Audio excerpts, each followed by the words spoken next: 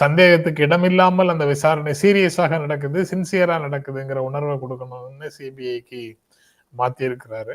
நீங்க எப்படி பார்க்கிறீங்க சார்? இல்ல, சரியான முடிவுதான் நினைக்கிறேன். ஏன்னா இந்த காவலர்கள் சில பேர் பாருங்க, கோயில்ல இருந்த சிசிடிவியை யாரோ ஒரு இன்ஸ்பெக்டர் சப் இன்ஸ்பெக்டர் போய் ரிமூவ் பண்ணியிருக்காருன்னு சொல்லி ஒரு பேச்சு வந்திருக்கு நீதிமன்றத்துல.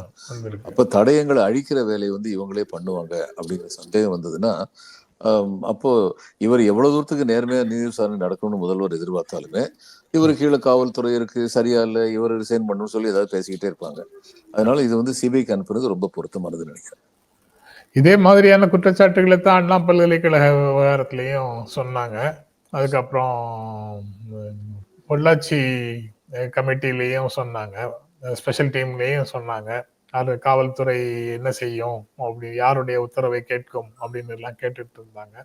அந்த இரண்டுமே தமிழ்நாடு போலீஸே விசாரிச்சு தண்டனை வாங்கி கொடுத்த வழக்குகளாகத்தான் இருக்குது. அண்ணா பல்கலைக்கழகத்துல தேவையில்லாம அரசியல்வாதியை யாரோ ஒருத்தர் இருக்க மாதிரி ஒரு பிரமையை கிளப்பிக்கிட்டே இருந்தாங்க. யார் இந்த சார், யார் இந்த சார்ன்னு சொல்லி பிரமையை கிளப்பிக்கிட்டே இருந்தாங்க. அப்ப அந்த நேரத்துல சிபிஐ மாநிலத்தில் உள்ள காவல்துறை முற்ற முழுக்க சுதந்திரமாக செயல்படாது, ஓரளவு மாநிலத்துடைய அரசியல் அழுத்தத்திற்கு அரசியல் அதிகாரத்தின் அழுத்தத்திற்கு உட்படும் அப்படின்னு சொல்லி எந்த அளவுக்கு ஒரு குற்றச்சாட்டு இருக்கோ அந்த அளவுக்கான குற்றச்சாட்டு சிபிஐ மேலேயும் இருக்கு. அப்போ இந்த பொலிட்டிக்கல் இஷ்யூன்னு சொல்லி வரும்போது அவங்க திசை திருப்ப முடியும், குழப்பத்தில் ஆழ்த்த முடியும் அப்படிங்கிறது உண்டு.